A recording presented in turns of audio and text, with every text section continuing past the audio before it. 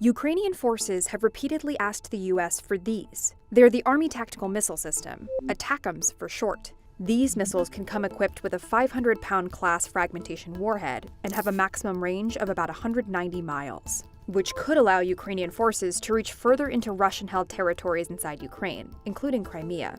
In September, US officials said they would send a small number of ATACMS missiles to Ukraine in coming weeks, after debating the risk of escalating tensions with Russia and worrying about its small domestic stockpile. We've been supplying Ukraine with items from our junk drawer, as opposed to the high-end missile capabilities. Here's how these missiles could speed up Ukraine's counteroffensive against Russia, and why the US was initially hesitant to send them.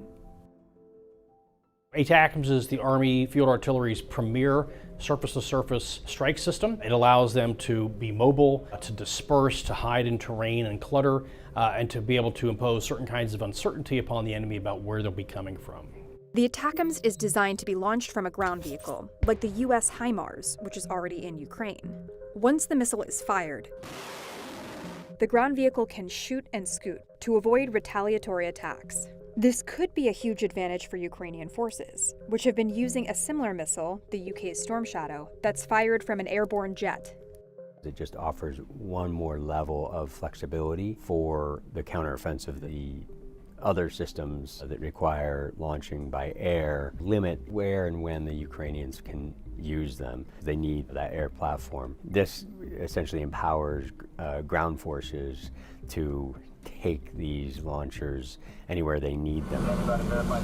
One of the interesting features of the Himars launcher is that it doesn't reveal exactly what missile it's carrying. That's advantageous because assuming an enemy is surveilling you, won't necessarily know what's inside and won't know whether it is a higher value ATACMS as opposed to the shorter range stuff. This gives Ukrainians the added advantage of firing missiles from multiple types of domains, including air and ground. But the Himars' mobility means that Ukrainians could get closer to Russian territory, further increasing the missile's reach.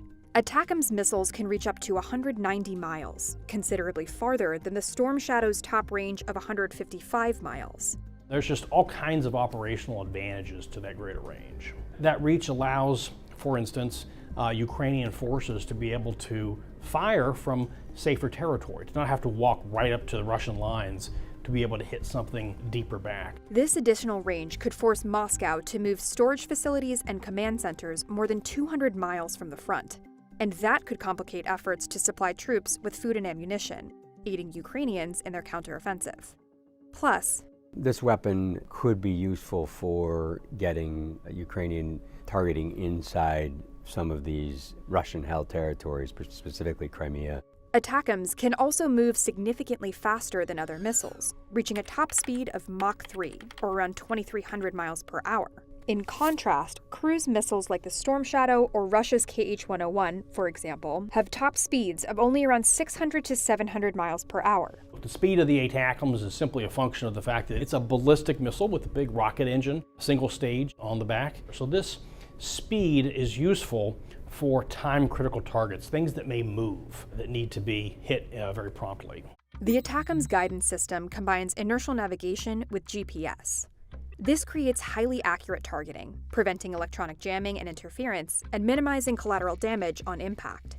ATACMS are also designed with features adept at hitting multiple types of targets. These missiles are highly maneuverable in the air, allowing them to hit targets from a variety of angles. A simple ballistic missile is going to travel on a ballistic trajectory. It's going to just follow gravity's rainbow, something that's very predictable and curved. The benefit of maneuverability is that you can interrupt that rainbow. You can come down in a different way. You can maneuver to be more on target.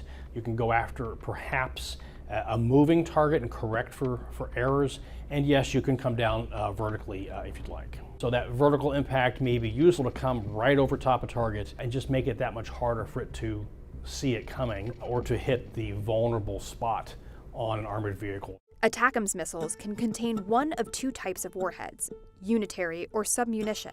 A unitary warhead is just what it sounds like. It is one big explosive. It's in one piece. Submunitions or bomblets are likewise what they sound like, lots of little things that spread out. There's advantages to both depending on what you're targeting. Inside an ATACMS submunition warhead are hundreds of steel-cased balls filled with incendiary pellets. Which could be likened crudely to a shotgun blast, where it has a large spray of explosive impact on the target. And then there's a unitary warhead, which would be crudely likened to a single bullet out of a pistol. Unitary warheads are better at targeting specific single targets, while submunition warheads are highly effective against moving personnel and equipment.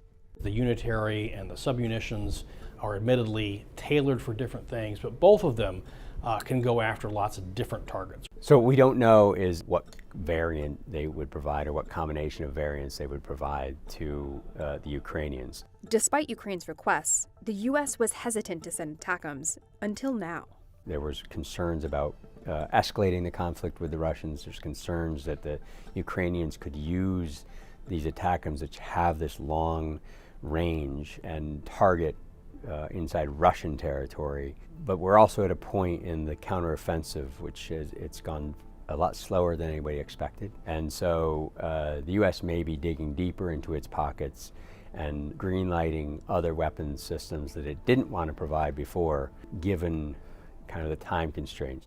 The Biden administration faced increased pressure from Ukraine and Congress to send ATACMS missiles. Last June, Congress signed a bipartisan resolution in favor of sending ATACMS to Ukraine. And the administration has reversed course on weapons before, like with the Abrams tank. But officials have also expressed concern about the U.S.'s domestic ATACMS stockpile. The U.S. is really trying to balance, its own national security needs with those of Ukraine and Europe writ large. And the United States just doesn't have a whole lot of these lying around. They've been out of production to some extent for some time. This recent reversal comes shortly after a U.S. Army official said that the replacement missile for the ATACMS, the PrSM, will be out of production and entering U.S. stockpiles in the near future. The PrSM, or Precision Strike Missile, can reach over 300 miles, which is significantly farther than the ATACMS. That may also mitigate some of the impact on the U.S. inventory to provide the ATACMS. So that's kind of opening the door for potentially providing them now.